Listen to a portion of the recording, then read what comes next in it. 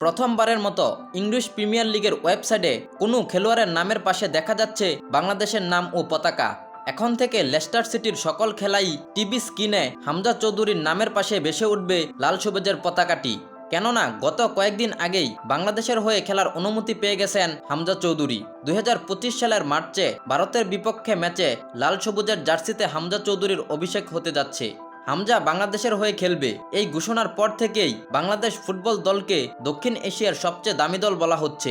ফুটবলারদের দল বদলের বাজার বিশ্লেষণ প্রতিষ্ঠান ট্রান্সফার মার্কেটের হিসাব অনুযায়ী এতদিন দক্ষিণ এশিয়ার সবচেয়ে দামি দল ছিল ভারত। এবার ভারতকে পিছনে ফেলে দিল বাংলাদেশ। হামজার একার মার্কেট ভ্যালুই পুরো বাংলাদেশ দল থেকে বেশি। হামজার বর্তমান মার্কেট ভ্যালু 4.5 মিলিয়ন মার্কিন ডলার, আর বাংলাদেশ পুরো ফুটবল টিমের মার্কেট ভ্যালু 3.5 মিলিয়ন মার্কিন ডলার। হামজা বাংলাদেশ ফুটবল দলে যুক্ত হওয়ায় বাংলাদেশ দলের মার্কেট ভ্যালু পূর্বের থেকে দ্বিগুণেরও বেশি হয়ে গেছে। বাংলাদেশ ফুটবল দলের বর্তমান মার্কেট ভ্যালু 8 মিলিয়ন মার্কিন ডলার, যা এতদিন শীর্ষে থাকা ভারত থেকেও বেশি। তাই বলাই যায় দক্ষিণ এশিয়ার বর্তমানে সবচেয়ে দামি দল হচ্ছে বাংলাদেশ।